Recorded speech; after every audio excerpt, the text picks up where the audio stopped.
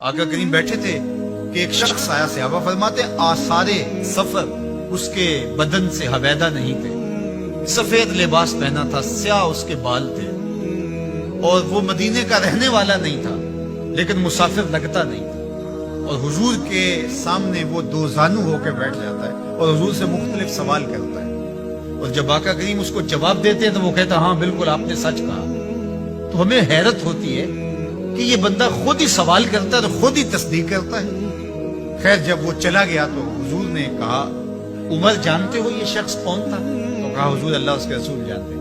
تو آقا کریم نے فرمایا کہ یہ جبریل تھا جو تمہیں تمہارا دین سکھانے آیا۔ تو جبریل نے جو ہمیں دین سکھایا، جو سوال کیا، ان میں سے ایک سوال جبریل نے یہ کیا مل احسان، حضور احسان کیا ہے؟ حضور نے ارشاد فرمایا کہ احسان یہ ہے ان تعبد اللہ کأنک تراہ، احسان یہ ہے کہ اللہ کی عبادت اس طرح کرے کہ گویا تو اسے دیکھ رہا ہے، اس انداز سے اللہ کی عبادت کرے۔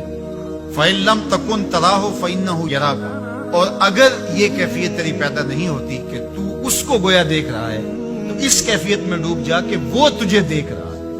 اللہ اکبر۔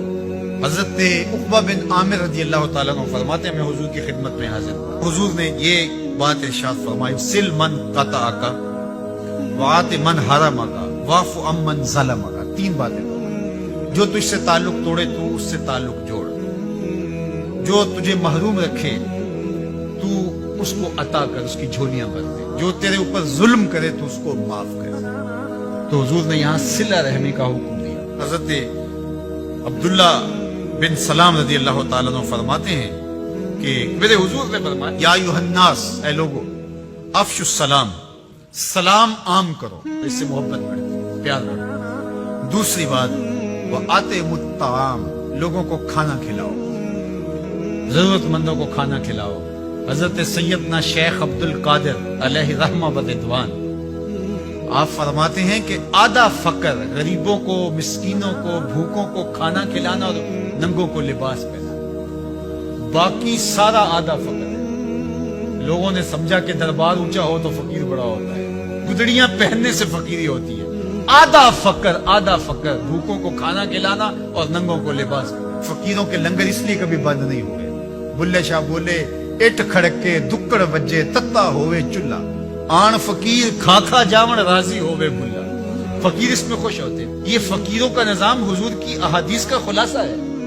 کہا کہ افشوا السلام، سلام کو عام کرو، وَأَطْعِمُوا الطَّعَامَ، اور لوگوں کو کھانا کھلاؤ، وَصِلُوا الْأَرْحَامَ، اور رشتہ داروں کے ساتھ سلوک اچھا، صلہ رحمی کرو۔ اور چوتھی بات وَصَلُّوا بِاللَّيْلِ وَالنَّامُ النِّيَامُ، لوگ سوئے ہوئے ہوں تم مصلی بچھا لو، لوگ رات کو سو رہے ہوں اور تم اٹھ کے مصلی بچھا، تہجد پڑھو۔ اللہ اکبر۔ اس وقت اللہ کی اتنی رحمتیں بندے پہ برستی ہیں، اگر بندے کو پتہ چل جائے تو سجدے سے ساری نہ اٹھائے۔ تدخل الجنت بسلام، تم سلامتی کے ساتھ جنت میں داخل ہو جاؤ۔ چار کام کر لو جنت تمہارے نام ہوئی، یا سلام عام کرو، یہ کوئی اوکھا کام ہے؟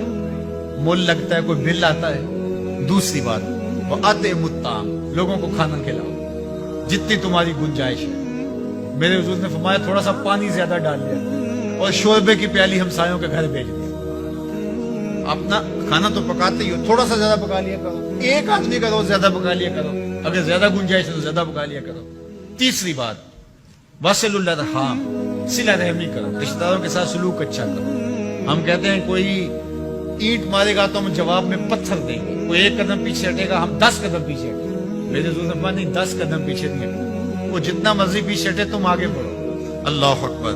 آخری بات حضور نے فرمائی جب لوگ سو رہے ہوں تو تم آغوش نیند میں پڑے ہوئے لوگوں کو چھوڑ کے اللہ کے حضور سجدہ ریزی کرو۔